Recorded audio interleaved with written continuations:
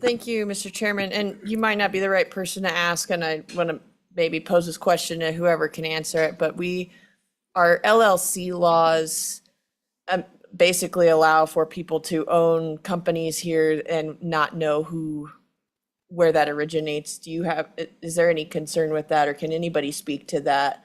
I just want to hear some background on what this impact might be for Wyoming's LLCs.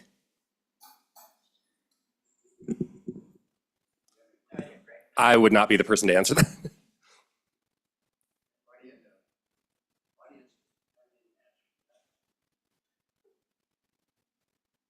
Representative Ekman. Mr. Chairman, so as I recall, we've tried to work this bill before, and that was one of the obstacles. You had attorneys saying they could probably just bypass all of what we would do and just set up an LLC and it'd be owned by what looks like an American company or a friendly nation. And that would be part of the net we'd have to cast. And I don't know if that helps you much, but the LLCs would work, that we have, would work in favor of foreign adversaries.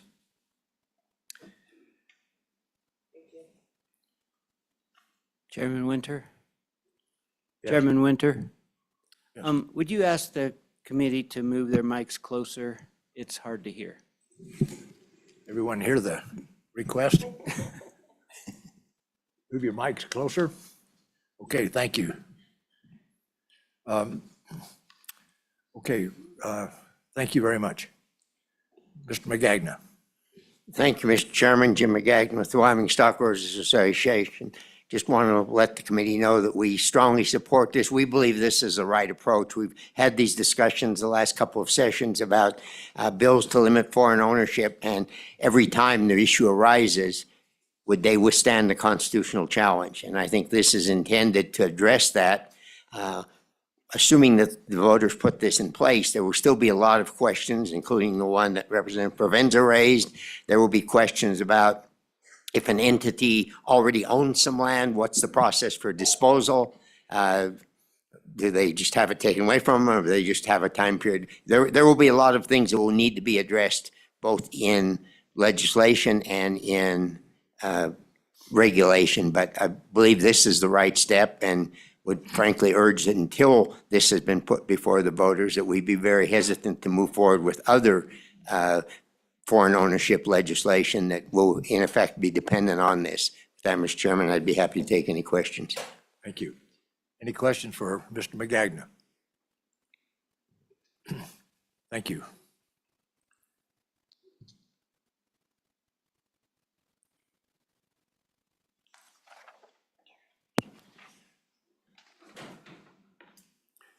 Good morning, Mr. Moline. Good morning, Mr. Chairman. Brett Moline, Wyoming Farm Bureau Federation. As most of you probably know, but I want to reiterate that the stance I take on bills in front of this body is dependent upon my members' policy. My members have policy supporting this. For many of the reasons already stated, I think we do need to do this before we can run any of the other legislation. I think we can make that other legislation dependent upon this passing, but with that sitting in strong support of this resolution, I would take any questions you or the committee may have for me. Any questions? Thank you. Thank you, Mr. Moline.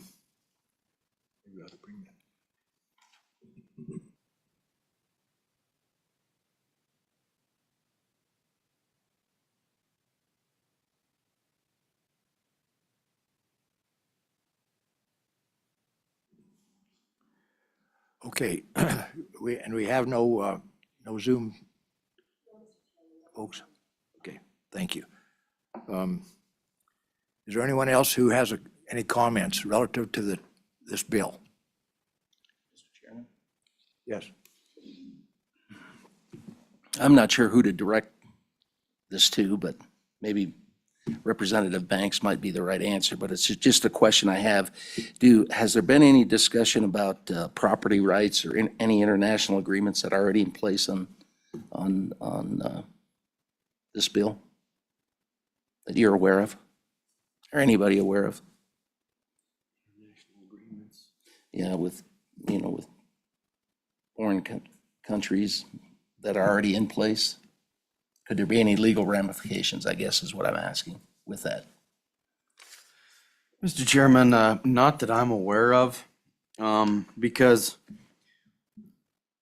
we can't be retroactive with our legislation. So anything that's already in place, I don't see a way that we can go back and seize anything like that. But that's, I think, going to be, like Mr. McGagnon said, that's going to be something that we're going to have to address legislatively when this gets passed. Take a look at our LLC laws, take a look at agreements we already have in place and see where we can address those things legislatively, I think is where we'd go, yeah. Representative Johnson. Mr. Chairman, I'd like to address the foreign adversaries. And in corporations, Monday, we had House Bill 69, foreign adversary ownership and control of business entities. And I think that would strengthen this law and let us know. They have shut off North Korea for falsifying their corporation when they incorporate in the state. And so I think there is some way to find these entities that are hope to do harm for us. So that's all I have. Thank you, Representative. Representative Eklund. Thank you, Mr. Chairman. So this is directed at anyone who can answer it. Is there presently a federal effort on the part of the United States of imposing this? I think that would strengthen Wyoming's position on having to do this, and it'd be done by the federal government. It'd be a blanket policy all the way around. And how would they do it? I'm curious as to whether that'd be legislative or if it'd be executive action. And well, and the other thing we're going to probably answer when we get into it is who determines it, and we have an amendment that might tell us who's going to determine who the adversary is. But can anyone answer that? Yes. Representative, thanks. Yes, Mr. Chairman, thank you. So actually, our own Congresswoman Harriet Hageman is actually leading an effort federally that would do just this. And being in good communication with her office, we're trying to do things so that everything is kind of flowing easily between her efforts and our efforts here in the state. And to the next question of who determines, well, that foreign adversaries of the United States, it's going to be based upon that federal definition in 15 CFR. And I'll just let you know that definition states by name People's Republic of China, Cuba, Iran, North Korea, Russia, and Venezuela are listed on that national registry. And so that's the determination and the definition that we're going to be using, if that answers that. Thank you, Representative Banks. Is there anyone, any more questions? Sorry, I was just going to say, can we move the bill? Senator Hutchins, would you care to comment?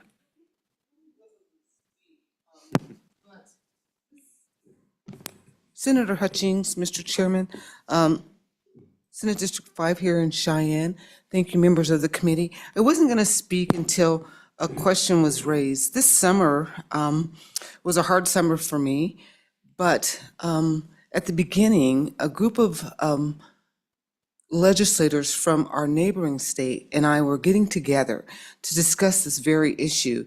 One of our neighboring states is dealing with foreign adversaries coming in and purchasing land in their state near our military facilities, and it's really concerning.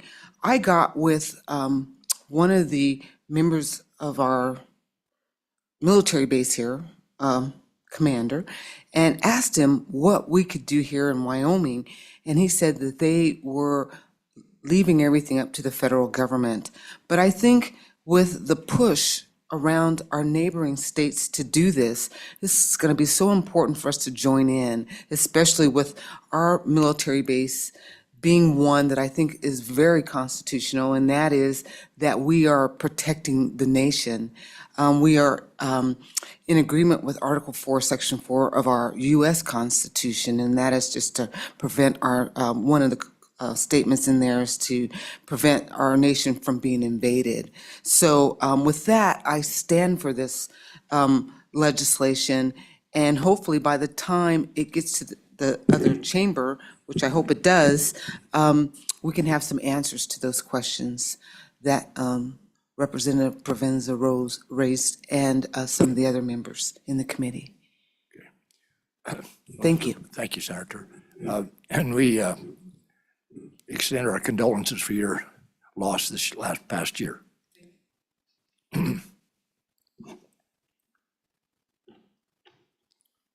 Is there any other comments anywhere? Representative Ottman? Mr. Chairman, just a comment in support of all of this. As last year, we were sitting here in the House, and we had a blimp or something going over, and nobody knew who it was or what it was from. And it traversed this entire country until it went out to sea and then was handled. So as we look at something like this, I believe as Representative Banks has said, we need to be on the front end of this because the world is very volatile. And to once again stand up for the great nation that this is. I believe that this is very good legislation to get us going in support of our federal government, but also individually. Thank you. Yes, thank you, Representative. I guess we need to work the bill. Is there a motion? Yeah, sorry, motion to move the bill. Okay, is there a second? It's been moved and seconded that we move this bill number, where is it? Yeah, House Joint Resolution number 2.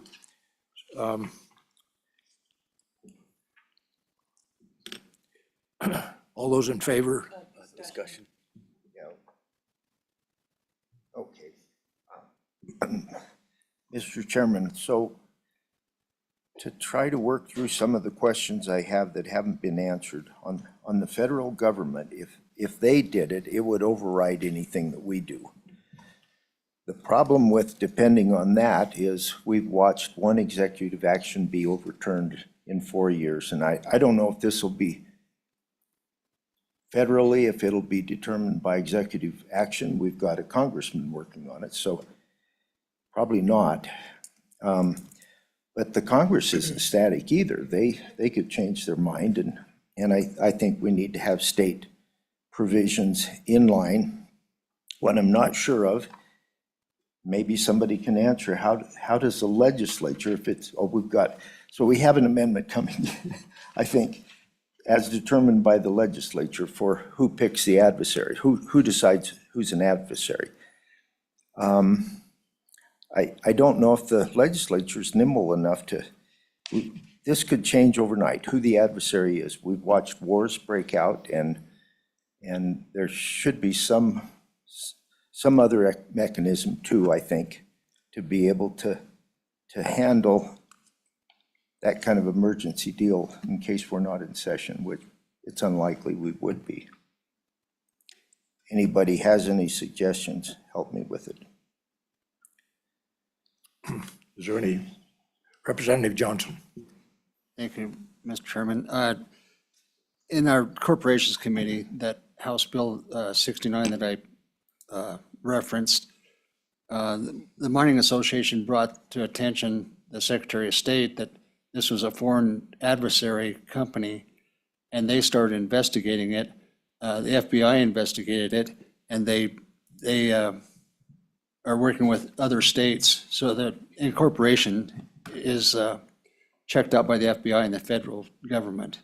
And they are getting a communication pattern between the secretaries of state and who runs their corporation. So we'll be able to find out and know who their adversaries are according to the United States. And I think it's a good bill. Okay, well, thank you. It looks like we need to, again, depend on the federal government, and I think maybe we have an opportunity to be comforted somewhat with the new administration, so.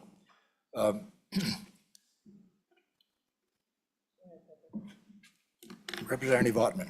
Mr. Chairman, members of the committee, as we look at this, I mean, first off, we're an individual state, but secondly, I would hope that what we do, and with the scope of this bill, it would be complementary to what the federal government is going to do. This just stipulates that if we are threatened, that we have the opportunity to make those determinations.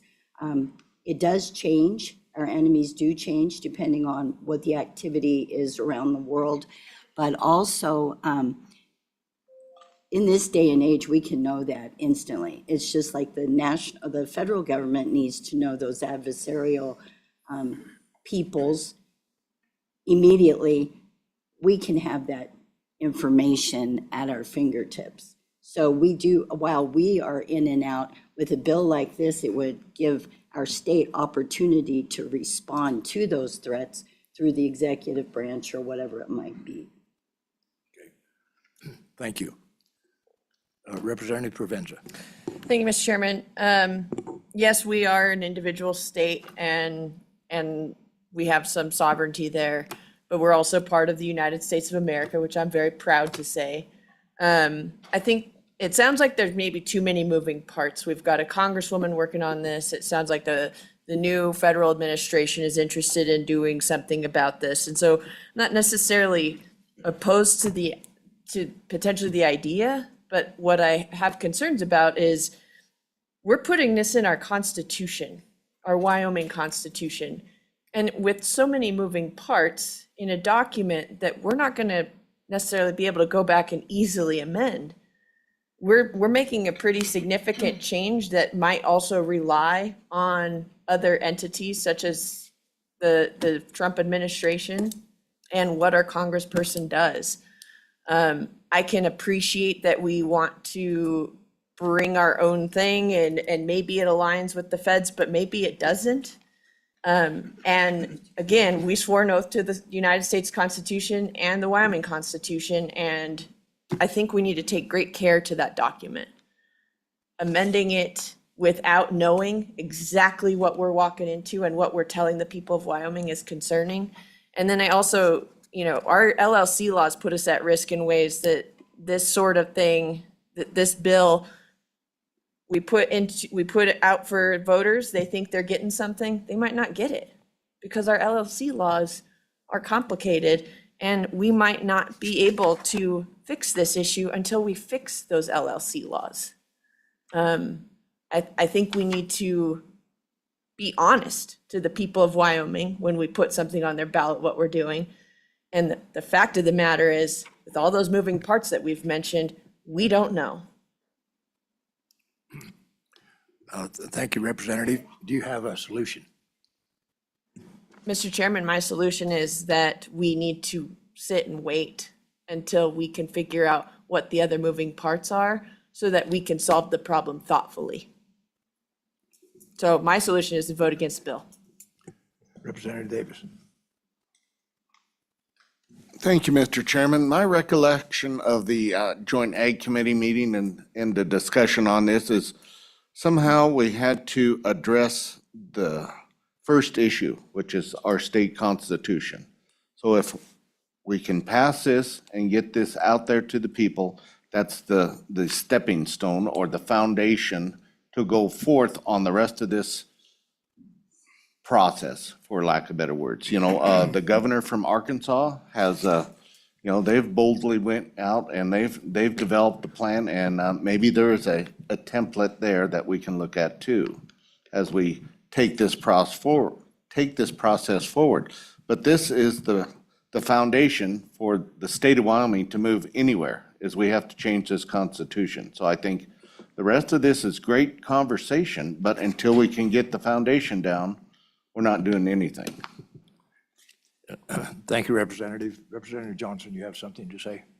Well, I'd like to say as a general contractor, this would be a tool in their toolbox. And as a general contractor, you didn't wait until you had to have that tool. It's nice to have that tool in your toolbox, just go get it. So let's put this tool in our toolbox. Okay. Representative Eklund. So I disagree with the idea that we don't vote on the bill, because the state of Wyoming, I think, has to be proactive on current issues. And we have a current issue. We have some nations that are just terrorist nations, and others that do what they want and ignore neighbors or about everybody around them. So I think something needs to be done. And like Representative Davis said, this would be the first step. We can't get past our own constitution and do what we tried to do last session. We were going to try to move it forward. The Constitution was clear. I don't think we even need to send it to attorneys to look at it. It was clear you don't discriminate against other nations. So I think this is a good start. If we get it done, then we'll have to iron out a bunch of rules, and then maybe we know what the federal government's going to do. Right now, there are uncertain things, but this is a proactive step Wyoming can take. Yes, go ahead, Representative Brewer. Thank you, Mr. Chairman. I get one question I'll ask this committee. Consider that the next president is someone who wants to ban oil and gas and decides that an outside company or an outside country is an adversary to climate change work. And now we're targeting our companies that own land here in Wyoming that are doing coal or fossil fuels. I think that's my concern if we're moving into our constitution with other moving parts. So that I just want to pose that question. Maybe the next 4 years, we don't have anything to worry about here, but 6 years from now, maybe those foreign adversaries look differently, and we have to align our United States government and our Wyoming Constitution. It's just a question. Thank you. I guess we can work the bill now, page by page. Go ahead, Representative Banks. Okay, so the crux of everything there is on page 2, and we just kind of get the definitions and things there on page 1, and then there's page 2, there's what we have. There's any amendments or? Okay. There is one amendment that has been, is stored in the House records. So I guess we can address that bill, that amendment right at this time. It'd be amendment number 1 to House Joint Resolution 2. It states on page 2, line 7, that after states, insert as determined by the legislature.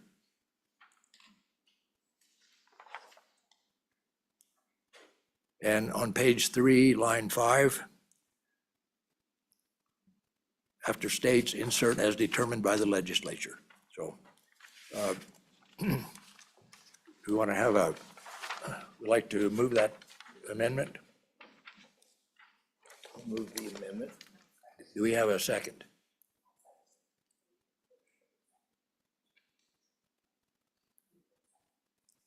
Representative Eklund made the motion and Representative Strzok seconded.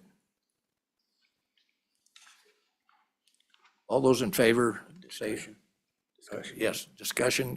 Go ahead, Representative Banks. Thank you, Mr. Chairman. I remember in the interim committee, we kind of went back and forth on this, and I guess my problem with it is it's really not determined by the legislature because we follow the Code of Federal Regulations, which I laid out. And so I don't know how I'm gonna vote on this, but I think when we worked in the interim committee, we were comfortable leaving it the way it is. Because it's very clear in the Constitution what we're gonna follow as foreign adversaries. So I just wanted to let the committee know that piece of information there. Representative Eklund. So I have a question, and it would probably be for our attorney. Maybe somebody else knows the answer, but if we put this into the constitutional amendment, that it'll be determined by legislature, it's my belief that we're not nimble enough to be able to determine adversaries. If we put it in here, does that bind us to just the legislature managing the list of adversaries, or can, if the public pass this constitutional amendment, could then we change things to where we'd give somebody else authority to relist the adversaries or delist and whatever needs to be done, do you think? Mr. Chairman, Representative Eklund, it's not clear as a bell. Okay. It's not my. Thank you, Representative Eklund. Does that answer your question? Yes, it's clear as mud. Okay, thank you. Representative Strzok. Thank you, Chairman. So my one question would be, is this something when it gets to the House floor, after we've dug into it a little more, we can find out which wording would be best, once we get to visit with some lawyers or everyone? And then we could find out how this really works. Is that something we could add it? Could we not? And not make it a big issue right this moment after we've dug into it? In other words, put the amendment in during the general session. After we, everyone's done a little more homework. Okay. Would that be Any something? thoughts on that? Representative Provenza. Thank you, Mr. Chairman. Yeah, I mean, certainly we could we could go to committee of the whole, have discussion, pose the question there, see what debate looks like in terms of this. If the committee wants, then we could talk about what a second reading amendment looks like, but it'd be sponsored by one person rather than the committee. If we pass this, then it will be in committee of the whole debate and has greater chance of passing as an amendment. To answer Representative Eklund's question, I mean, I think ultimately we have other constitutional amendments that have, like, as determined by the legislature, I believe our healthcare one has it. It will be up to the legislature to determine adversaries. So I think you're concerned about, like, would we have to go into special session if we went to war or something like that is a valid consideration. It's just a way of, like, do you want to give power to the federal government to make the decisions on definition? Or do you want to give power to the state of Wyoming to do that? And of course, with the federal government, they'll have their own things that they tell us what to do about this as they move forward, if this is something that becomes prerogative. So a lot of balls in the air. Okay, thank you. Representative Eklund. So, Mr. Chairman, if you would want me to, or the committee'd want me to, I can withdraw the motion to consider this amendment right now. Okay, would you please do that? I withdraw my motion. Okay, it's been moved and seconded that the amendment be withdrawn at this time. We will keep it handy so that if we need to do it in the committee of the whole, we can do that. So do we have any other comments or thoughts on it? Question. Okay, question's been called for. All those in favor? Do we need a roll call? Okay. Would you please have a roll call, please? Representative Banks, Aye. Representative Davis, Aye.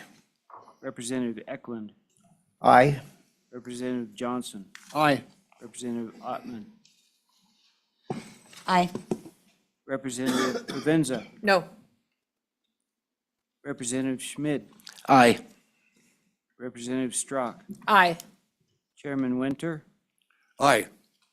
votes 8-1.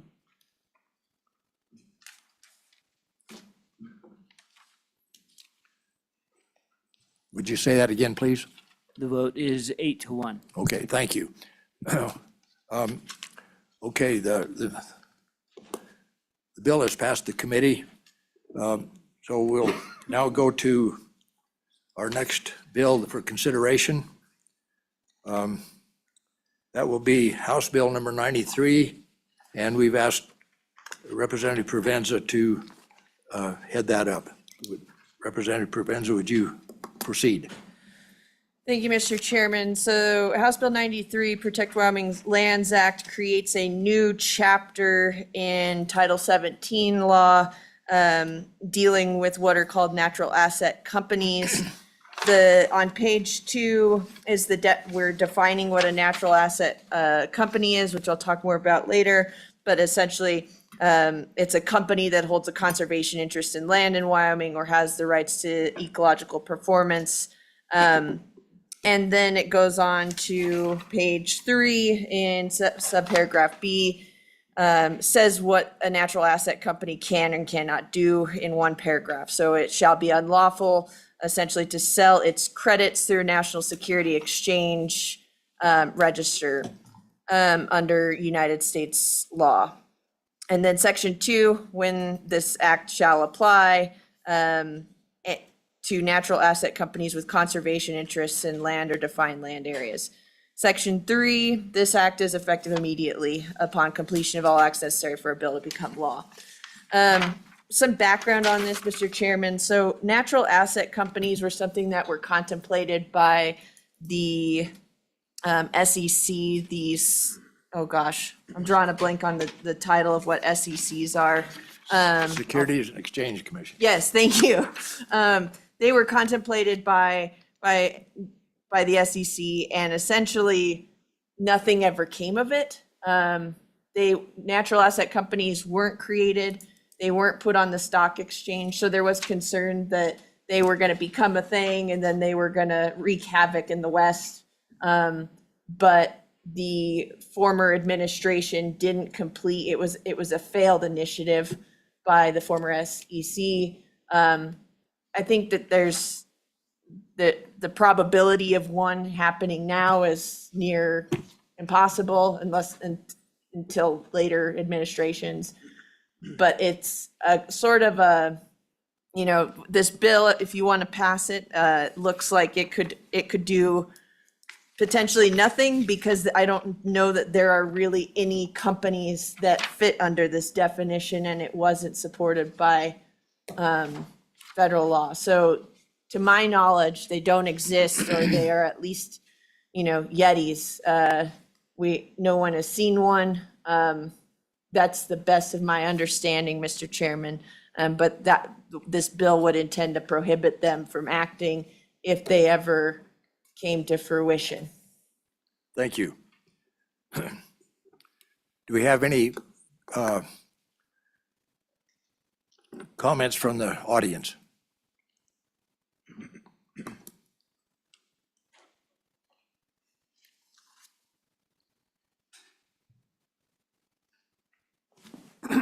Excuse me. Brett Moline, Wyoming Farm Bureau Federation, sitting in support of this bill. When you enter into the contract with different government agencies, that's who the contract should be when you're doing natural resource improvement. That should be between you and the federal government. rather than another third party that can come in. And at this point, they can't sell those assets. So I view this bill as being a little bit proactive, kind of unusual for legislation. Usually we're reactive, and I guess this is a little reactive because this is what they were going to do. It stopped, but I think this puts us on record that we don't want it to happen in the future. I think this is an important step for the state of Wyoming to do. With that, Mr. Chairman, sitting firmly in support of this bill, I would take any questions you or the committee may have. Are there any questions? Representative Eklund. Mr. Chairman, so this question's directed to Mr. Moline as well as others that are here. This whole deal of natural asset companies is kind of new to this committee, and parts of it don't make sense to me. And I can see that a conservation easement might change if it were traded on the stock exchange. And that's only one I can think of. The question I've got is, how does anybody get the rights to ecological performance and credits towards, because they'll be selling kind of that, but also credits that they've accumulated, and how do they get this authority, and how do they get these credits? Is it just private land? Is it Forest Service in Wyoming as well as BLM lands? I just don't know the scope of these companies. I like the bill, and I see that we've got to probably best to be proactive, but there are things I don't understand. It'd help the committee if anybody out there does understand these credits and performance standards. Mr. Chairman. Yes. I'm going to pass that along to a gentleman that's much more involved in it, has been part of this situation, so I would defer that to Mr. Kennedy. Okay, thank you. Mr. Kennedy, would you? Thank you, Mr. State your Chairman. name. Keith Kennedy on behalf of the Wyoming wheat growers and Wyoming wool growers. We support this bill, and I think it's important to go back a little bit in history. This was actually something that was proposed by the New York Stock Exchange, and public pressure, primarily pressure from congressional representatives, was what placed this on the back burner at the time. This was actually a regulation that the New York Stock Exchange was going to issue as a private entity. And I think it's important to remember that one of the largest concerns was that the federal government could offer such credits for sale as a means to monetize federal lands. Likewise, and something that has been come up somewhat in the past, not as much in Wyoming as in some other areas in agriculture, was selling carbon credits. And the concern in the ag community is that, let's go back in history a little while and think about how easements might have been done 60, 70 years ago when they were open-ended. And think about the language that we might see in conservation easements now. Does that leave latitude for someone to dictate practices on the ground? For example, what crops I could or could not grow, what processes I might be able to use.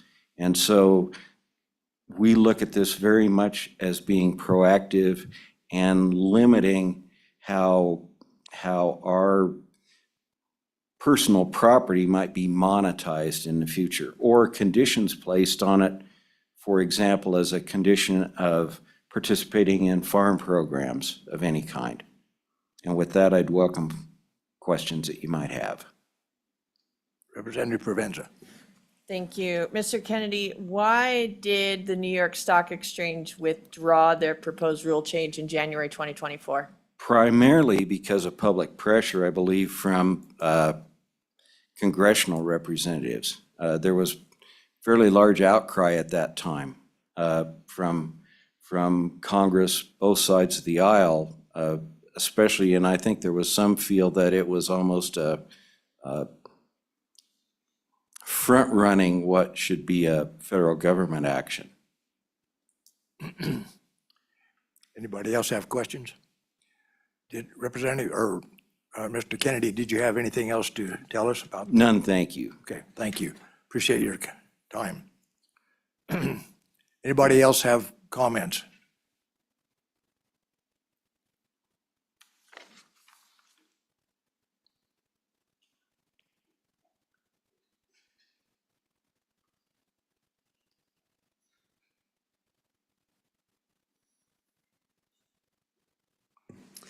Good morning, Mr. Chairman, members of the committee. Holly Kennedy here today representing Wyoming Association of Conservation Districts and our 34 conservation districts across the state. We wanted to weigh in support of this bill. While I recognize that it might not be an imminent threat right now, I do think that it's an important step to protect the future of lands here within the state. I do think that proposals like this seem to have a cyclical nature, and I do think that we will see a reemergence of this at some point in the future, potentially under a different administration. And so I do think it's very proactive to take up this issue at this time and look at it. Our concern lies with giving interest in Wyoming lands to other people and doing so to the highest bidder. We're not talking about an exchange between one private landowner making a decision with one entity, such as you see with, say, a conservation easement. We're talking about literally putting something out to the highest bidder on the New York Stock Exchange, where anyone could buy the interest in these lands in Wyoming. I have grave concerns over that and over the future of these lands when you do sell off an asset in your bundle of sticks. And as others that have testified have alluded to, you really are allowing someone else to dictate what happens on your land when you enter into these contracts, at least what we know about them at this point in time. And so I would just encourage the committee to go ahead and take the proactive step, put this in place, and just kind of set a baseline of what we are and aren't willing to allow to happen to our lands here within the state. Thank you. Thank you. Anybody have any questions? Representative Ottman. Thank you, Mr. Chairman. Just a question to any and all of you. With movements like this by the stock exchange, it seems almost like a takeover. And do you agree, or do you see how it could do that? I mean, there seems to be grave concern. I remember them saying that the stock exchange has a specific purpose, and it is not to make rules and regulations about what they're going to be doing. Can you offer any more information? Ms. Kennedy. Mr. Chairman, Representative Ottman, thank you for that question. So how we work is our individual conservation districts bring forward policies, and that's how we determine the stances that we take on issues. And the way in which our conservation districts have raised their voices on issues such as this is that all things should be voluntary. The landowner should enter knowingly into contracts like this and understand exactly what they're entering into. With something like this, our fear is the unknown. And as you alluded to, when you sell something on the New York Stock Exchange, you don't know who the ultimate person on the end of that contract is going to be. And so our concerns are to keep things known, because essentially what someone is doing when they potentially enter into these natural asset companies is anyone can buy them for any reason. And yes, that may be adversarial. Yes, that may be with the intention of locking up certain uses. And that is our primary concern is, are these contracts being sought after for true conservation efforts to improve lands, to provide these opportunities to landowners to seek profit for doing good practices on the land? I think that's a great option that might come out of these. However, that might not be the outcome. And yes, we are very concerned about someone buying some of these with ill intention. Thank you. Anyone else have any questions? Representative Eklund. So the question's for probably anybody here.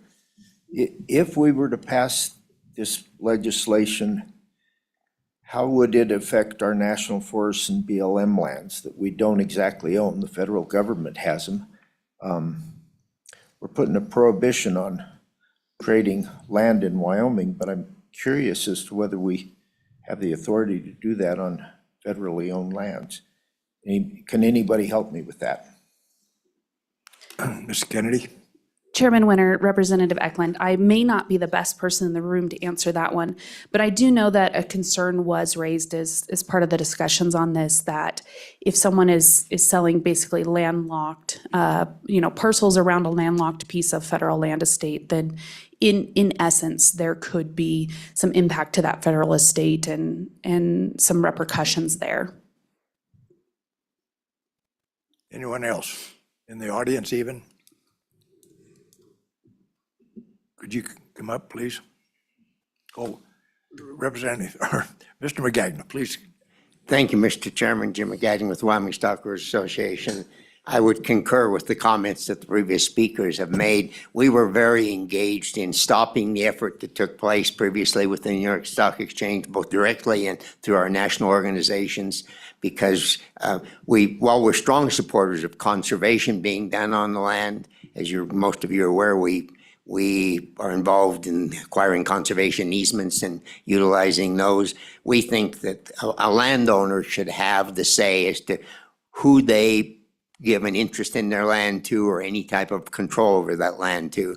And allowing these sales on the New York Stock Exchange, certainly we've seen other businesses, totally unrelated to this, that a current group of stockholders will manage the business with one set of objectives, and 5-10 years later, stockholders change and they come in and elect new leadership and turn that organization in an entirely different direction. So that's why we feel that it's totally inappropriate to do that here in Wyoming.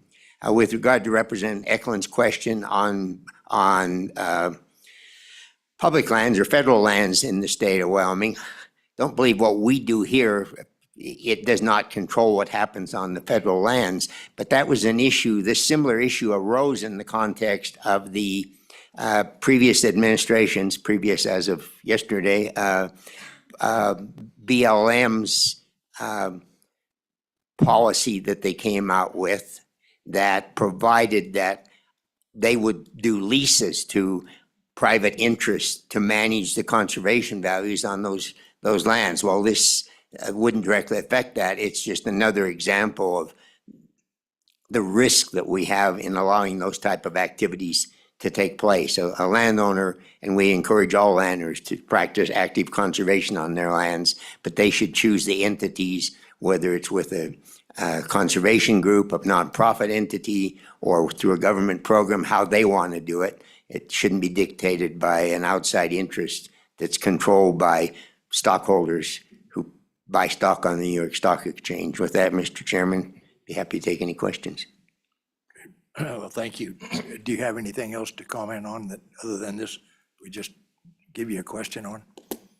No, Mr. Chairman. Okay. Any questions for Mr. McGagnon? Go ahead. Good morning, Chairman Winters and members of the committee. My name is Steve Melia from Cheyenne, Wyoming. Been here for 30 years. I love Wyoming and like to see all the controls stay here within our state. Not that I don't trust, other states, because I've lived in several other states and I love this country. But as the previous four people have mentioned, if you put it on the New York Stock Exchange or any place else, we don't know who's going to be buying it. Could be adversarial nations out there. And I think that keeping control here in Wyoming so that we have the control, et cetera, would be most advantageous to us as opposed to maybe giving it to everybody else out there. We want to control, and I would say that for any other state, that they should have that autonomy, they should have that authority so that it's just not thrown to the wind. I know that there's been adversarial nations that has been brought up earlier, that there are people out there that don't like Wyoming, they don't like America, they don't like other nations. And so we need to be able to keep everything close at hand so that we can say, hey, this is the way we want things to go, as opposed to saying, oops, well, missed that one. And so now, like I was testified last year at the a couple of bills, it's very similar to this, that Senator Steinmetz had been.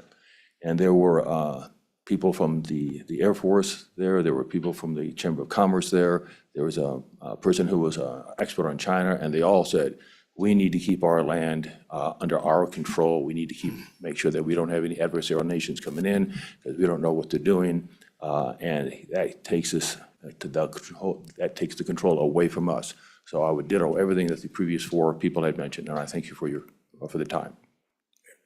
Thank you. Could you state your name again, please? Melia, M-E-L-I-A. Steve.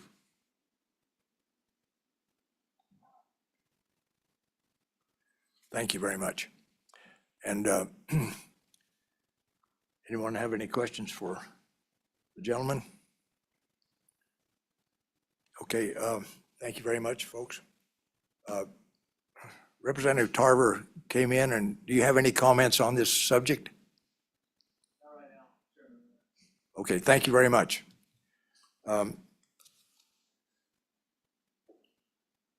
Okay, so what is your pleasure? Okay, we have a motion that's been seconded, that we move the bill forward. Do you have any discussion on it? Representative Davis. Thank you, Mr. Chairman. And my recollection on some of this was that what we had been seeing in the industry out there, not only in the ag industry, but in the minerals industry, there's an environmental group could come in and purchase a lease, and then they would take over that and not develop the minerals, but then they would take that lease and put it on the stock exchange. That's really what preempted or made us proactive on this. And for all the other reasons that were listed out there is. And so I think this is a good piece of legislation. I like to think that we are proactive, but this was kind of after the fact, after they made the run at the SEC. And it really shined the light on. So that's when we went to work as far as joint ag on this. Thank you. Is there any other comment? Representative Strzok. I guess my one question, thank you, Chairman. My one question would be, is it part of water too? Like, does that encompass all of that? Just curious. Thank you. Representative Davis. Mr. Chairman, that is a good question. I mean, what are the limits on this? Is it, could they go and purchase CRP ground? And, I mean, the list could go on. So if we try and prevent it, maybe this doesn't get it all done, but it's a good step in the right way. Okay, thank you. Any other comments? Representative Eklund. Mr. Chairman, so kind of in reply to that, the state of Wyoming owns the water within the state. And so I think we could control that part of it. I'm just not sure how we can control the forests and the BLM land. But the water, this bill should encompass. I think that might be a good thing. And it's a natural resource, so I imagine it could be applied to credits on property. Okay, thank you. Mr. Knotts, did we have any Zoom comment? No, we don't. Okay, thank you. On anything at all, any of these bills? No, sir. Okay, thank you very much. Question. Okay. Question's been made. I guess we'll have first of all, we'll close audience participation in this. So let's have a roll call vote. We're voting on House Bill 93. Representative Banks. Aye. Representative Davis. Aye. Representative Eklund. Aye. Representative Johnson. Aye. Representative Ottman. Aye. Representative Provenza. No. Representative Schmidt. Aye. Representative Strzok. Aye. Chairman Winter. Aye.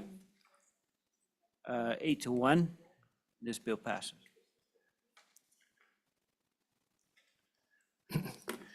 Thank you. This bill has passed the committee by a vote of 8-1.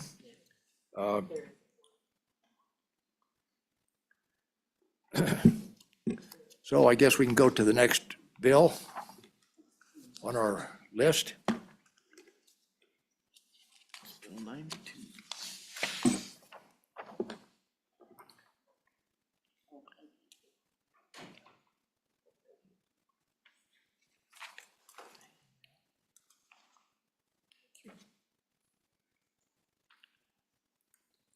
Okay, our next bill for consideration is Wyoming Livestock Board Memorandums of Understanding, House Bill 92. Could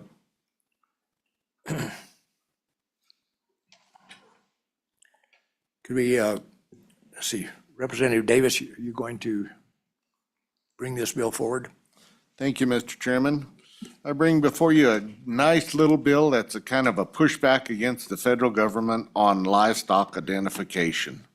And there at the Joint Ag Board meetings, what we had kind of determined is we're going to push back a little bit against this.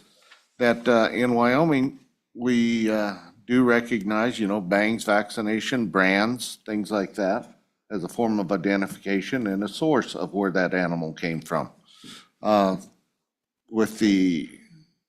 what we came up with is that if we could get memorandums of understanding with other states, then that would recognize our identification process, then we wouldn't need to put the federal one in place. So this is what this bill is doing. And with that, I'll stand for any questions. Does anybody have any questions on the rest of the bill? Any particulars? Yes, Representative Provenza. Thank you, Mr. Chairman. I'm wondering what the committee's thoughts are on that section 1 where we list states and then we say any other state that receives Wyoming livestock. I mean, when we get to work in the bill, I might have an amendment for that, but I'm wondering if there's a specific reason why these states were listed and if there's opposition to just including all states. Representative Davis, do you have any response to that? Yeah, Mr. Chairman, I believe at the time we were only looking at where we were moving cattle, seasonally, and that was, our adjoining states to make that. And since then, I believe we're trying to expand it to the rest of the nation. But I'm sure Director of the Livestock Board there, Mr. True, will give us an update. Representative Provenza, did you have anything else? Mr. Chairman, I think I'll probably get my answers from Mr. True. Thank you. Okay. Well, thank you. Thanks for being here today. Would you state your name and give your testimony for us? Mr. Chairman, committee, good to be here. Steve True, Director of the Wyoming Livestock Board, with Dr. Hallie Hazel, the state veterinarian. In reference, I think I would just answer Representative Provenza's question first. Before I want to do that, I want to say on November 15th, our board made resolution for us to do these actions already. And I think that we had offered that was going to happen at the last interim meeting of Joint Ag, but nonetheless, we're here testifying to legislation telling us to do the same thing the board's directed us to do. So leaving that behind, I would say on that section 1 where the states are named, Mr. Chairman, that we would prefer that the language in the bill more mirrored what's in our resolutions and not named particular states. Couple of reasons for that. The states named in your bill are just simply the top 7 states that we sent cattle to in 2023. Of those, Kansas, Iowa are not brand states. So it's pretty hard to make an MOU with a state that can't reciprocate in kind without being another brand inspection state. So that would be our comment on that part of the bill. We think maybe it would be better to amend that to mirror the resolution language that our board put forward. It's a little more gentle and a little more encompassing. But we would certainly start this process and have started this process with one of our neighboring brand states that spoke at that board meeting. I'm not ready to talk about any details yet, but we have had several conversations with that state on forging an MOU there. So, Mr. Chairman, that would be my quick comment on that. We don't have any problem with reporting back to the committee. We're going to be doing that anyway, whether you have a bill or not. We're telling you our progress on that. So any other questions, Mr. Chairman, for me or Dr. Hazel? Okay. Representative Provenza. Thank you, Mr. Chairman. For section 3, it's effective immediately, and I'm wondering if you have any issue with that. I mean, MOUs don't fall out of the sky, so I'm just want to see, do you need time to allow for this? Mr. Chairman, Representative Provenza, that's fine. Effective immediately. I would assume by that time we'll have a pretty good answer with the one state we're talking to, whether that's going to fly or not. And then we're going to try and do it state by state. We want to get a template for some language that works for a couple states first, and then we'll try to advance that to other brand states. Something that the committee and particularly members of the committee that weren't here at the interim should understand is we have to thread a needle on this and not only make this memorandum of understanding for as far as the interstate movement part of the ADT rule, but each state is going to have to protect their own import rules at the same time to protect our producers and their producers from the potential import of diseased animals. So there's going to be a needle to be threaded in each one of these MOUs that we have to work through. Okay, Representative. Thank you, Mr. Chairman. And I don't see, an enforcement mechanism. Are there consequences in the statute that I'm not aware of in terms of like, if you don't follow this, you're not able to follow this, what happens? Mr. Chairman, Representative, I'm going to take a stab at that. I'm not exactly sure what you're asking, but I do want to make it clear that this federal rule is final today. There are consequences if you don't comply. They won't be from us. They'll be from potentially the receiving state and the USDA. There are civil and potentially criminal consequences for any producer that does not comply with that rule at that time. If we forge an MOU with an unnamed state, then those producers, that MOU is going to find one of the exemptions in the USDA rule, which the only one available is the brands, if they're agreed upon between shipping and receiving state. Those folks could be exempt from that. That this should not be, should be understood by all of our producers out there. If you just decide because the legislature's talking about this, I can move my cattle without that, that's your risk. We can't protect them from any consequences on that, nor can you. So that's why, that's something we need to make clear. Even, I can't reference where you need to go listen to this other than on a website for an organization that's involved in the lawsuit against the USDA on this. Their attorney even mentions that clearly at the end of their podcast. Producers have to be aware there is a potential consequence if you just decide to jump right now, because that is a federal rule. So that's something we want to make clear to our producers. It's something that Dr. Hazel is going to have a chore explaining to the vets that are dealing with the folks with the states. We may have an MOU to make sure they understand these cattle can do this, those cattle can do that. It's going to be a process. And if she wants to weigh in on that, I'll be happy to let her. Yes, Ms. Hazel, would you go ahead and address us? Chairman Winter, Dr. Hallie Hazel, Wyoming State Veterinarian. Representative Provenza, in regards to your question and clarification, and Director True pretty much nailed it. But veterinarians across the United States are required to go through a USDA accreditation process as veterinarians. That allows us to write certificates of veterinary inspection, which move animals interstate, and in some cases intrastate as well, or to livestock expositions, sales, things like that if required.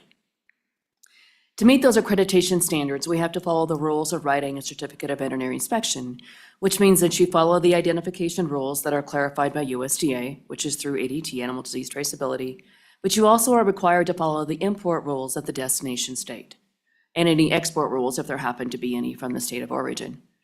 If we do not follow those rules as veterinarians, we lose our ability to be accredited, which means that we cannot write certificates of veterinary inspection. We can't do brucellosis vaccination. There are things that we cannot do. So accreditation and writing CVIs is extremely important for veterinarians. For us to establish the MOUs, as Director True mentioned, and you've asked, it's difficult because we have to communicate to those veterinarians that, well, you still have to meet these ADT rules. There are a few exceptions, but only for certain classes of cattle for certain states.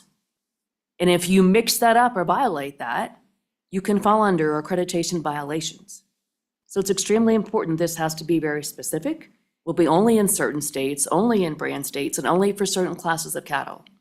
And it'll be our job to make sure that our veterinarians understand that and work within that set of guidelines if an MOU was to be established with the state.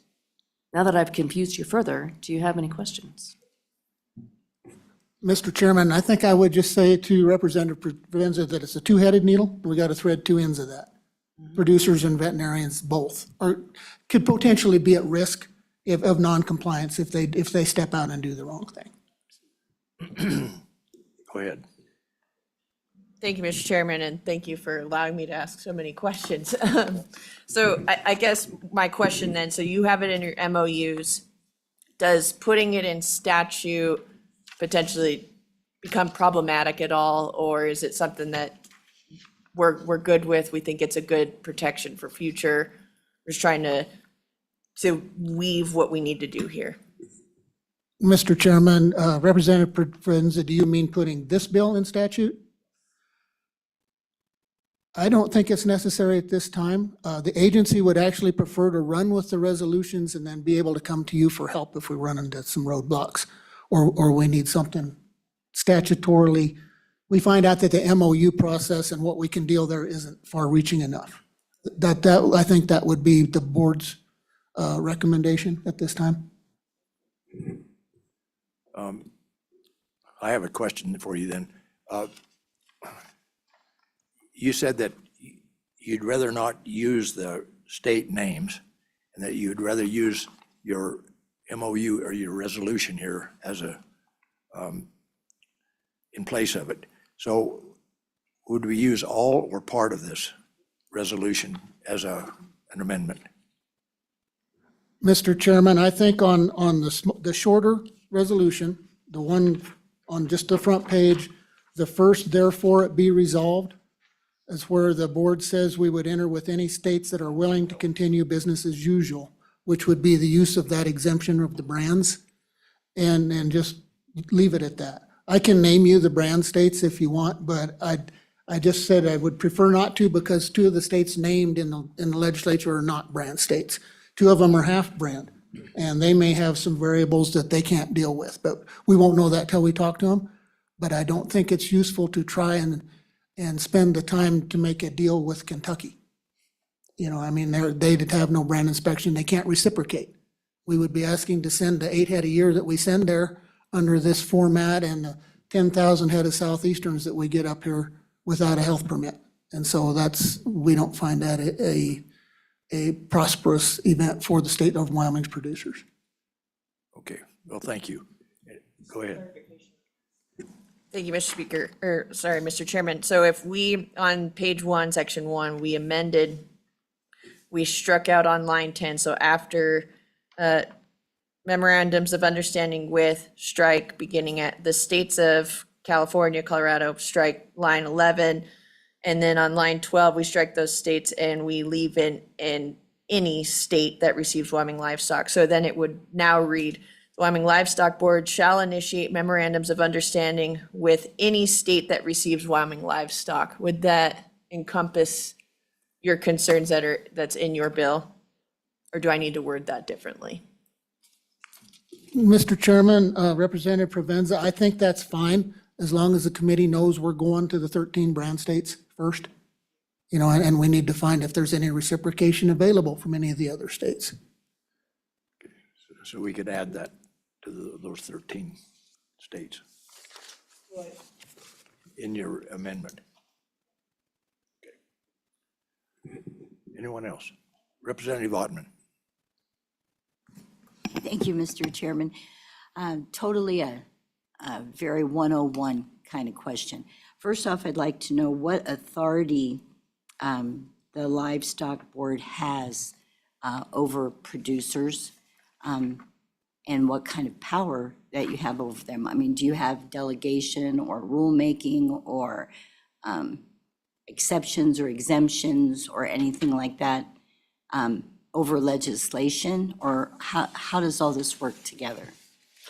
Mr. Chairman, Representative Ottman, so our powers come from Article 19, Section 1 of the Constitution, where the legislature was to provide an ability or an agency to protect the state's producers from disease.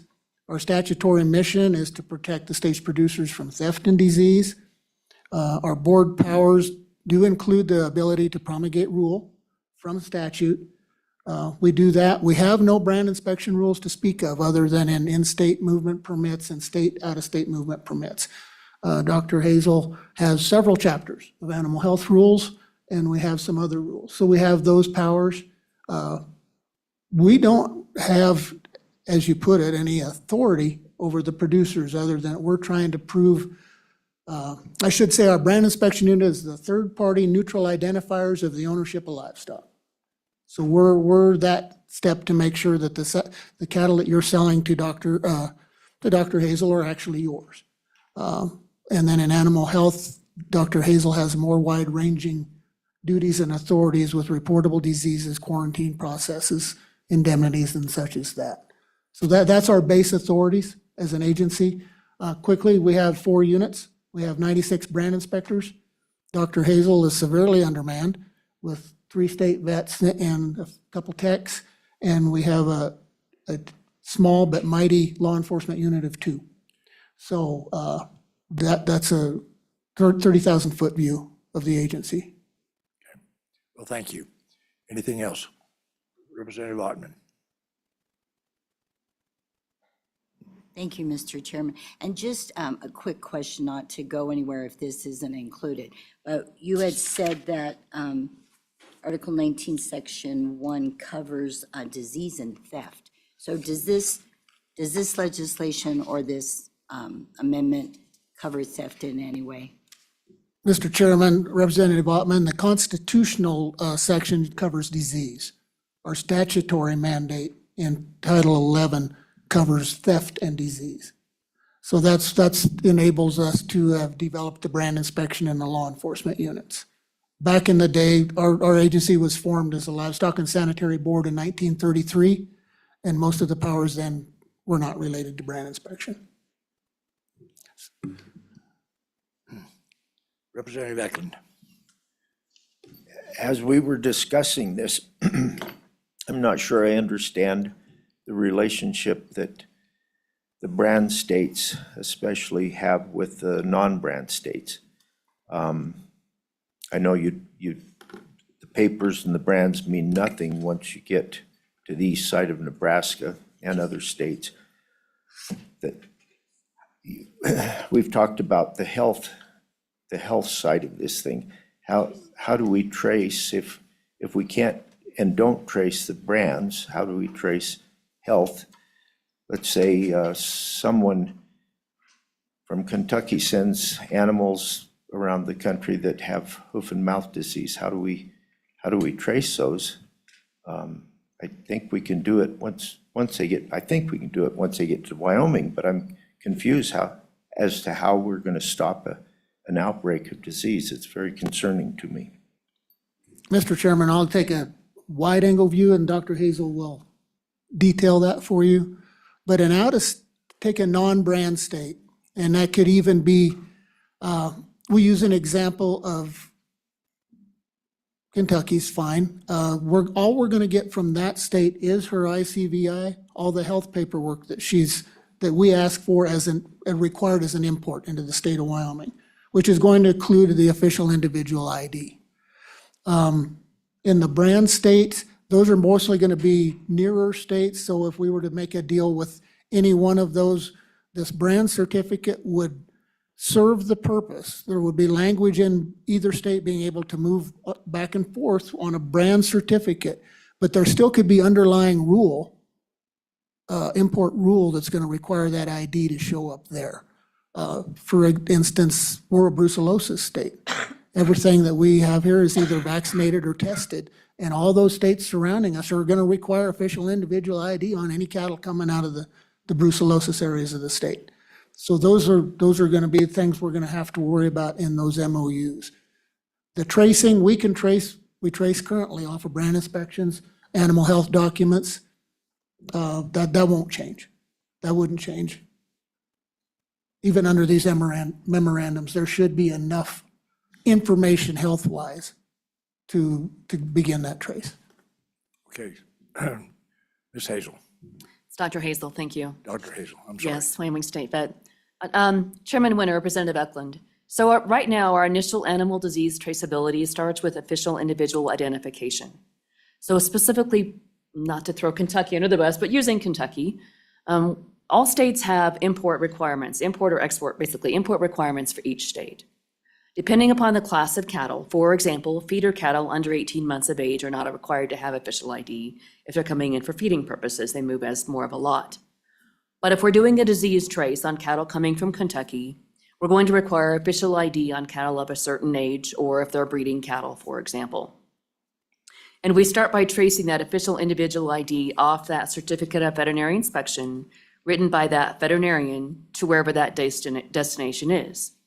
So if you sell me a breeding heifer from Kentucky, that heifer will have an official individual tag in her ear. And I will go back to my group of cattle that I bought and I'll find that ID tag. Secondary will use brands, or if brands are required, for example, if we're doing a group of feeder cattle, we may use brands because official ID is not required. So it depends upon the class of cattle, but for breeding age purposes, right now, we use official individual ID, and we start with the ID on that CVI, that vet inspection movement document, to trace that animal from either from the origin or at the destination. I'm not sure I've helped you, but that's how it works currently. Okay. And then in conjunction with brands.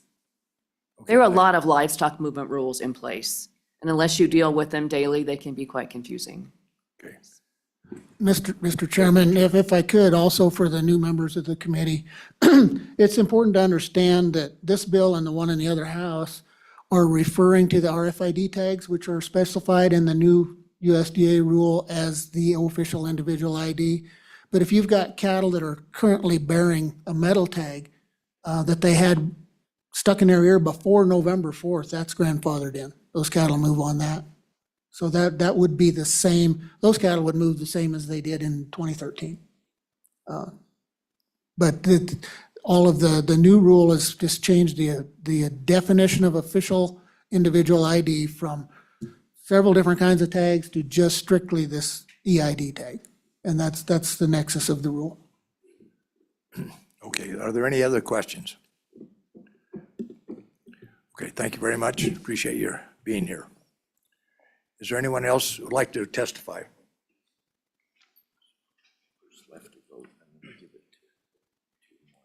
Okay.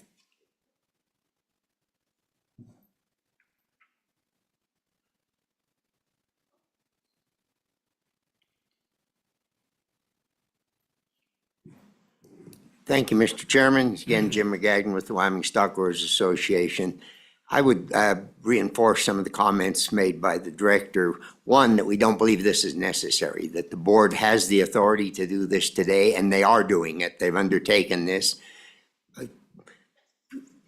state by state. So for that reason, we don't believe it's necessary. But another concern that we have beyond that with the language in this bill, and as was briefly mentioned, this bill and other legislation is a reaction to the federally mandated EID requirement for sexually intact cattle over 18 months of age.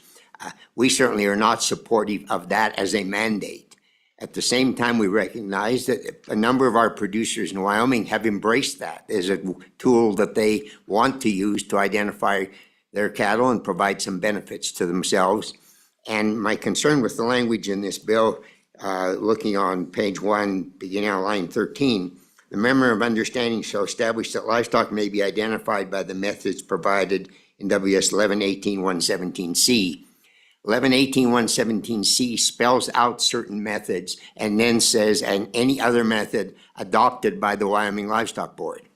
Currently, the Livestock Board has not adopted EID as a method of identification. And my concern is that this can be interpreted to mean that therefore, even if I choose to do so voluntarily with a buyer in another state, that I cannot move those cattle based on the EID system, even though that's the system that I voluntarily chose to use. So it says may identified by those methods. It can be interpreted in either way. It could be that as in addition to other methods, or only may be identified by those methods. So we don't feel there's a need for this bill, but if it were to go forward, I would suggest for your consideration on line 15, after C, say, as well as by any other method accepted by the receiving state. Something like that to leave the door open that for those who want to use the current EID system or any other system that may come on board, that as long as the receiving state's willing to accept those animals, that we're not precluding the use of those technologies. With that, Mr. Chairman, I'd be happy to take any questions.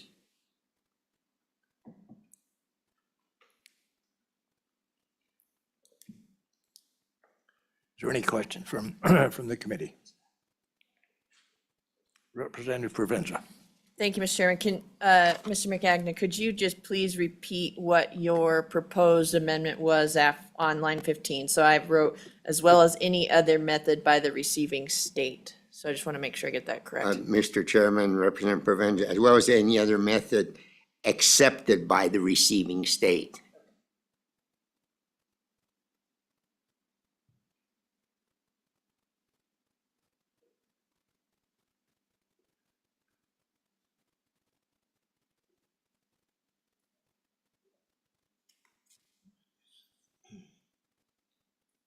Yes, Representative Etten. So it's been suggested that maybe we it isn't necessary to have this legislation.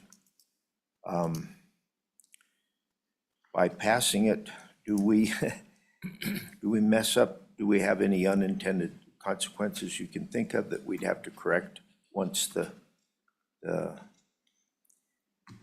I guess I'm wondering why it's not necessary.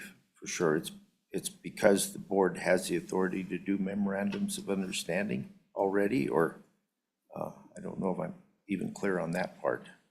Mr. Chairman, Representative Eklund, in part it's because the board has that authority and in fact have already initiated this process. Their last board meeting, the board directed the office to begin these discussions on an MOU with certain states. I believe they started out with 4 states, but they can add to those as they see fit. That's one reason I don't think this is necessary. The other reason I feel it's not necessary is simply because the board has a little more flexibility. If things change, if the federal rule changes, et cetera, they can change to adopt to whatever that situation is. When we put something specifically in statute, as you know, then it's the only way that this could change, if it needs to change, would be by action by a future legislature. I have a question for Mr. McAgna. Do you know of any action being taken by our federal delegation on this issue? Mr. Chairman, I know that Representative Hageman has been very engaged on this issue in expressing her on this issue, on the issue of the federal mandate of RFID. And she's been very active on it. A number of other entities, there are other members of Congress working on that as well, but and with the change in administrations, the change in Congress, that's an example of something that could change very soon now in the short-term future, and would make perhaps pursuing these even unnecessary, depending on what, pursuing these memorandums unnecessary, depending on what action were taken by Congress or even by the Department of Agriculture under a new leadership. Thank you. So then you feel like we should not pass this bill? Mr. Chairman, that's correct. We feel it's not necessary at this point in time, and should it be in the future, we can come back to it, but we think that leaving the flexibility to the Livestock Board and knowing that they're dedicated and already shown that to doing this type of thing when it's necessary is more appropriate than passing it and putting it in statute. Okay, thank you. Representative Davis. Mr. Chairman, Jim, don't you feel that it would be handy to have these MOUs in place either way, whether this goes forward or backward, so we have some ammunition against the, say, the push on the, what is it, the RFID tags? You know, if we have this MOU in place with these other states, this is just more assurity on the state of Wyoming that we can operate with these other states. Would you agree? Mr. Chairman, Representative Davis, I would agree that the MOUs can do that. I don't agree that having this legislation is necessary to get those MOUs. And I'm very careful to distinguish. We have no objection to RFID. We think it can be a wonderful tool. What we object to is the federal mandate to utilize RFID. And so I want to make sure that whatever we do, that we have the flexibility that for those who, a buyer and a seller that choose to do business on the basis of RFID, that our Livestock Board has the ability to work with them and make that happen. Well, follow up, Mr. Chairman? Go ahead. You know, like you stated there, that the Livestock Board currently doesn't have a resolution recognizing the RFID, is that correct? That's my understanding, Mr. Chairman. We're in violation of RFID right now because the state of Wyoming doesn't have a resolution recognizing that? Is that what I'm getting out of that? Mr. Chairman, Representative Davis, I'll defer to the Director of the State Veterinarian to answer that more specifically. Thank you, Jim. Yes. Director True. Mr. Chairman, and Dr. Hazel may have to back clean up here, but currently our import rules reference CFR, whichever CFR this is all under as of current. So we do recognize that the EID tags are a legal form of official individual ID at this time, one of several in our rules. They are approved as one of several. Yeah, Dr. Hazel, please. Thank you, Chairman Winter. Just to clarify, to add on to actually what Director True said, so since 2013, the state of Wyoming has been distributing EID tags to producers through a USDA allocation. We typically distribute around 100 to 150,000 tags per year since 2013. So EID tags have been in use in our state from us and also at producers for those who purchase them on their own. So it isn't that they aren't being used. What we're trying to adapt is the ability for producers to move using brands without an EID tag, if they so choose, to states that will recognize or that accept brand states only. Just to clarify that a little bit. Thank you. So you will continue to try to make these MOUs permanent then? Mr. Chairman, most of the MOUs that we write are going to have some kind of a date specific on it with the option to renew or suspend at any time. So I think in the event that there's action at the federal level that does something to this current rule, we can suspend or not, or maintain those. But they won't be permanent, but they'll be able to be renewed if required. That clause will be in there. Yeah. Well, thank you. Any more questions from the committee? Representative Davis? No. Representative Strzok?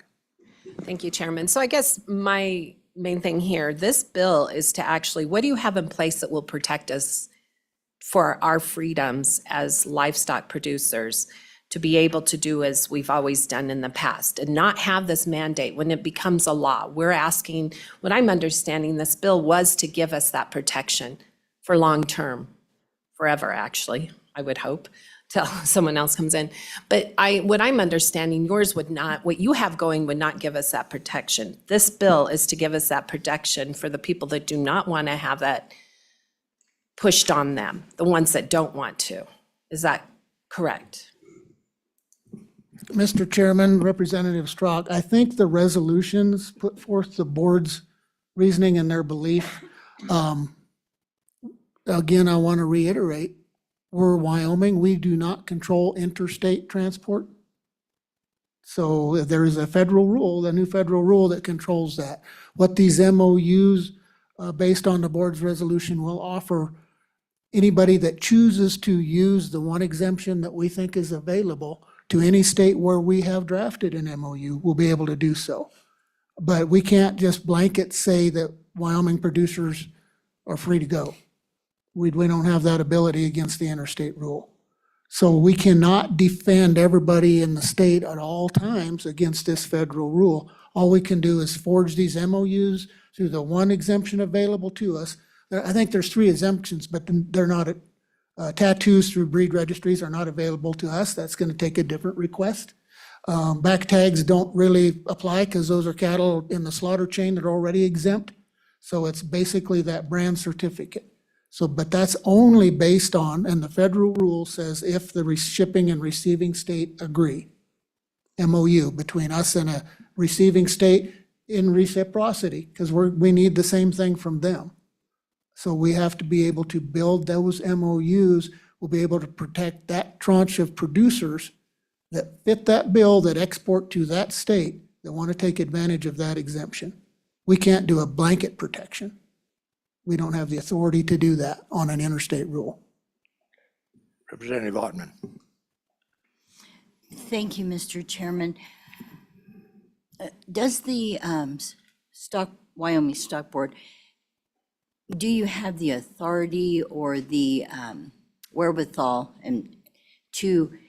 is the state of Wyoming a state that wants to keep the brands alive rather than to dismiss it in lieu of these tags?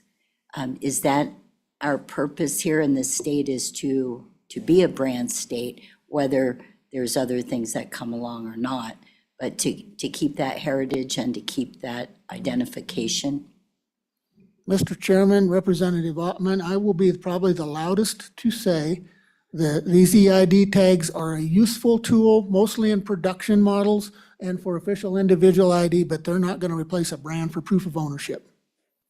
And my livestock board is not going to back up on that, and we would certainly hope that your houses would not. Representative Davis. Thank you, Mr. Chairman. The one thing that this bill does do is, in your resolutions, there's not a time frame. This bill does force these things to get done, We have a time frame in here, June 30th of 2026, And if we can't come to consensus by then, then we need to figure out a different avenue. But I think the important part of this bill, with a couple of amendments, is the time frame in here, that we need to get this done. We want this, and that was the feeling of the Joint Ag Board, was to have this out there and available for us. And that was the whole reason of putting the time frame in there. Director True. Mr. Chairman, Representative Davis, I don't disagree. You've got some report dates in there, but I'll guarantee you my board's going to make us report more often and more regular than that. So that doesn't faze me one way or the other. We will be reporting to you on our results after we've reported to them. Representative Provenza. Thank you, Mr. Chairman. So in reference to Mr. McAgna's suggestion of including on line 15, as well as any other method accepted by the receiving state, I'm wondering if you have any thoughts on that. I'm looking at 11-18-117C, and it says in there that, livestock owners may choose to identify animals using any method set forth in 9 CFR Part 86, and then says, as well as any additional methods that are later approved by the Wyoming Livestock Board as official identification. Do we need to include that as well as any other method accepted by the receiving state, or is that clear in statute? Mr. Chairman, Representative Provenza, I think, I may not I tried to say this before, but I don't think I said it well. So this statute is referring to 2013. So if it's later approved by, we just redid our Chapter 8 import rules this summer. And in that, we reference the new CFR. So, and it should be known that in the 2013, and Dr. Hazel alluded to it, RFID was an official individual, one of several official individual IDs available in the 2013 rule as well. It was already in that rule. So that should cover this statute, because that was one of several forms of ID available at that time. Representative Eklund. So a question I have, and I'm not sure, well, I think it pertains to this bill. If the federal mandate for these EIDs remains in force or in place, as I understand it is now, what other options will producers in Wyoming have? Can they sell their cattle without, because I'm guessing the steel tags aren't going to be available. Those are supposedly defunct as of November 4th of 2024. What can producers sell their livestock within the state, or I'm not sure we can get it out of the state? Help me with that.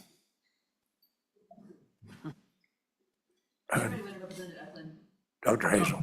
I'll start with this and then Steve can continue on. So there are different classes of cattle that move across the United States.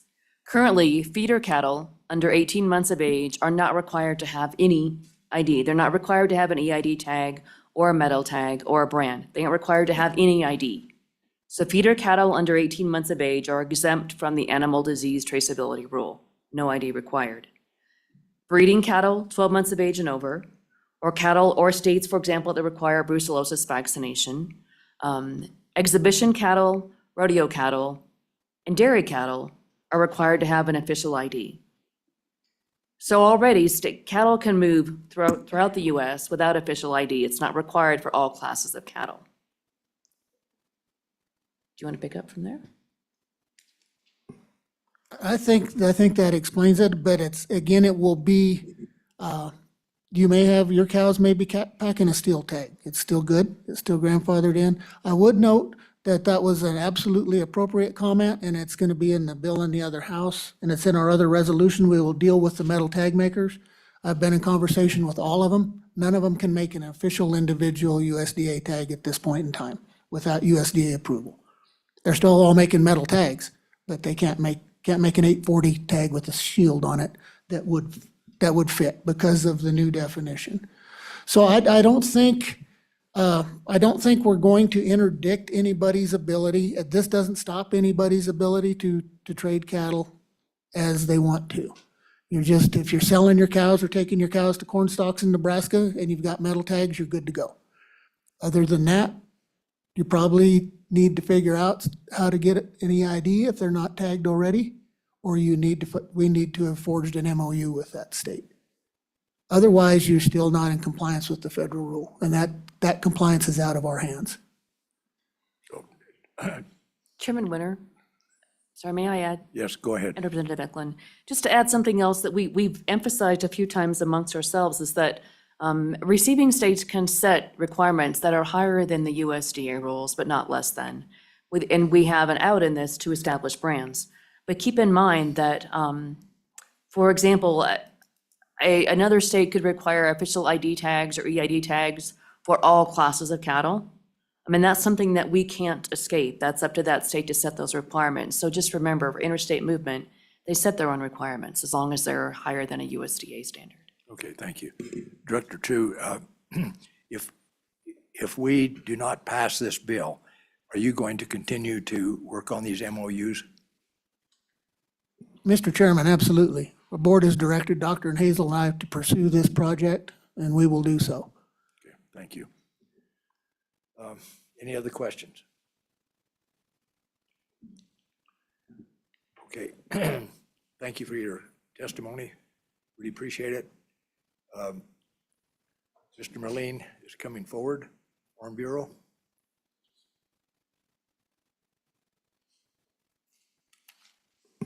Thank you, Mr. Chairman. Brett Moline, Wyoming Farm Bureau.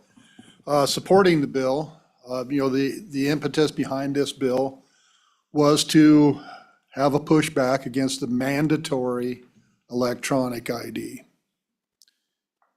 That was the impetus behind this bill, is that we don't want the feds telling us what we have to use. We want to be able to use the existing tools, of which the metal tags is one. And I believe it was Senator Steinmetz said those tags will be available. We will be able to get those through the manufacturer, if I understood it right. So I would like to see this bill go forward. I trust the Livestock Board. I trust these two people here with the Livestock Board. But I think keeping this bill going forward will just be a little bit of, let's keep your foot to the fire. And in reference to Mr. Magagna's proposed amendment, having not studied it, but one thing, a question that comes up, any other paraphrasing, any other method accepted by the other states, I mean, does that, if they, and I guess it'd already be that way, but what we want is them to be able, is to accept the non-electronic forms of individual ID, be it metal tags, branding, there's way to brand, with freeze branding, et cetera. So not having fully thought of that, but it's just one thing. Would that amendment make this bill essentially null and void? I don't know. That's a question I have. I think that bears further scrutiny, but sitting in favor of this bill, I would like to see it go forward. With that, Mr. Chairman, I would take any questions you or the committee may have. Does anyone have any questions for Mr. Moline? Mr. Chairman, Representative Eklund. thank you. An understanding that I just got on those metal tags is that they'll be available, but they won't be official. They won't be USDA official tags for bangs, or for disease or anything else. So I think the producers need to probably understand that.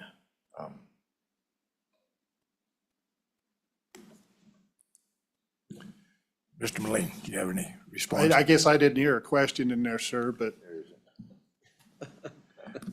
It was my understanding that they were talking EID and not the metal tags. The question that I asked the state vet and Director True was, what's happened as of November 4th, 2024 with the metal tags? And they said they could be available, they could be manufactured, but they won't be official health tags recognized by the USDA or with their little stamp on them. So if I'm wrong on that, you can, I've got a nod that I'm correct, so. You're right. I guess, Mr. Chairman, perhaps I'll have to ask that question to Senator Steinmetz. That's a little different than what was at least alluded to, that they would be, would have the USDA stamp, would have individual numbers. We could still get those. That was the way I understand it. Perhaps I misunderstood. But I guess, the whole pushback on this is the mandatory electronic ID, and that's what we're trying to push back against. It sounds like we've got some exceptions that if we do the MOUs with receiving states, we would not have to use electronic ID.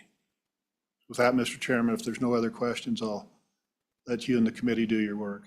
Anybody have any more questions? Thank you very much, Mr. Moline. Is there any other comments out there? Representative Tarver, do you have anything to say?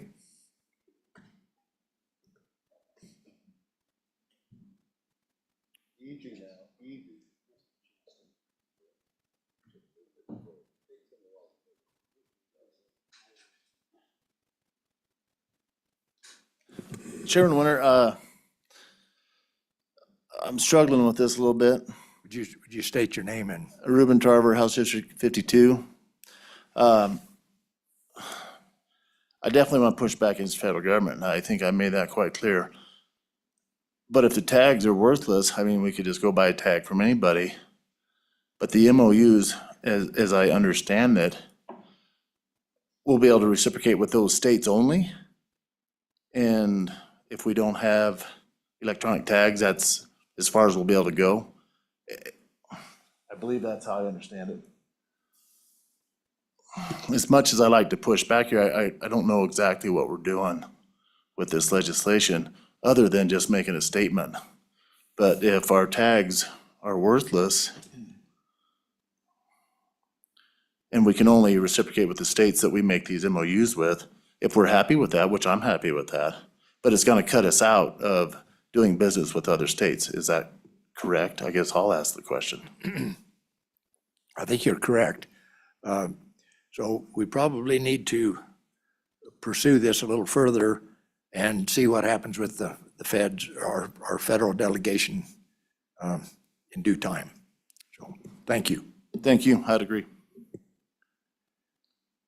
Okay, what is your pleasure, committee? I'll move do pass. Okay, we have a motion and a second to move and pass this bill. Yes. Who is the second? Johnson. Thank you.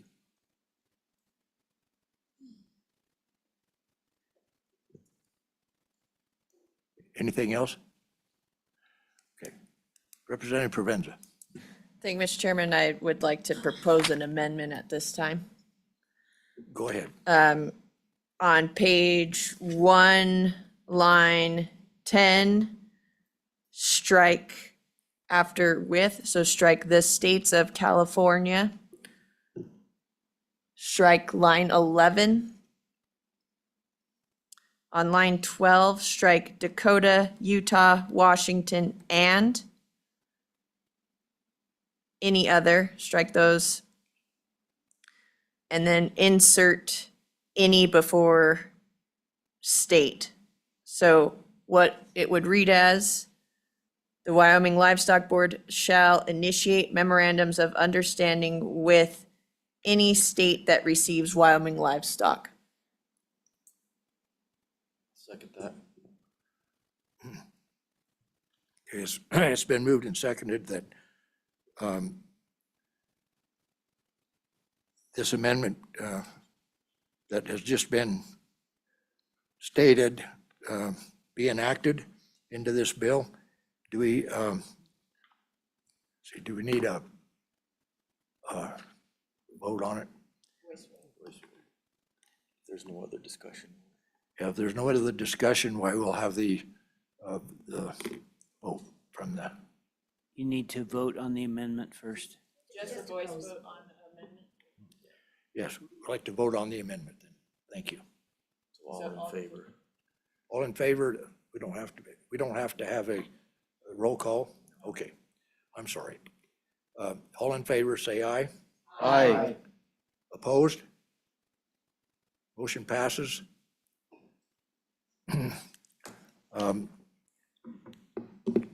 Anyone else want to have another suggestion here? Any other amendments or anywhere? Representative Eklund? Mr. Chairman, I'd like to propose move an amendment. After the period on line 15, we add, or maybe we put a comma there, as well as any other system accepted by the receiving states. Yeah, that was a suggestion made that I think would probably make the bill better. Methods, yeah. I'll second for discussion. Yes, any discussion from the committee? Seeing none? Go ahead, Representative Provenza. Chairman, I just have a quick question. Did you want as well as any other system or as well as any other method? Representative Probably use method. It'd be more consistent in the bill. Okay. Everybody clear on that?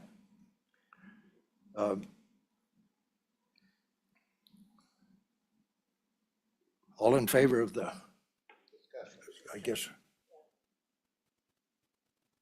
Go ahead. Mr. Representative Davis. Chairman, didn't the good representative at the other end read the statute that it is already in there?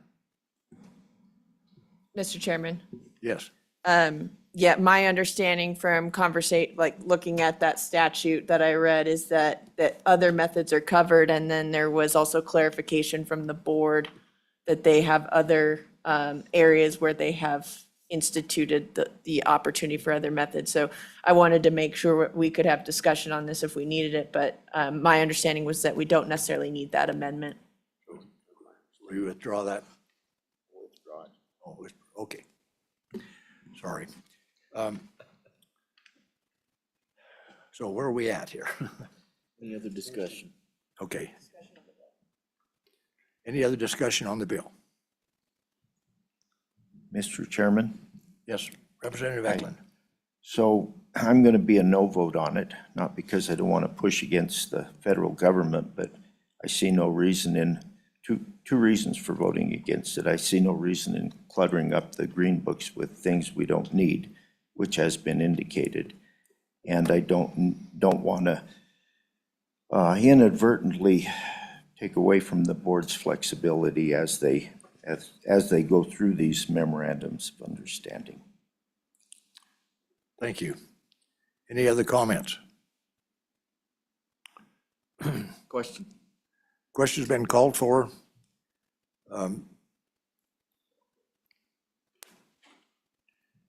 Should we have a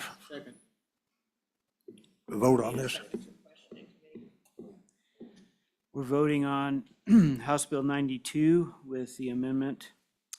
Representative Banks. Aye. Representative Davis. Aye. Representative Eklund. No. Representative Johnson. Aye. Representative Ottman. Aye.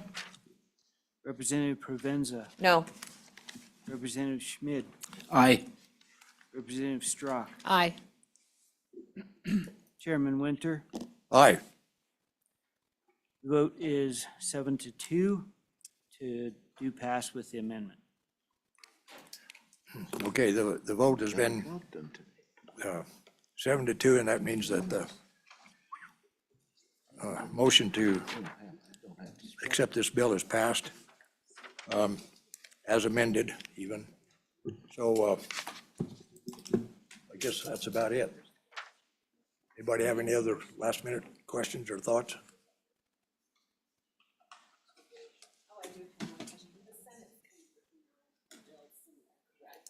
I believe so, yes. We can adjourn. Okay.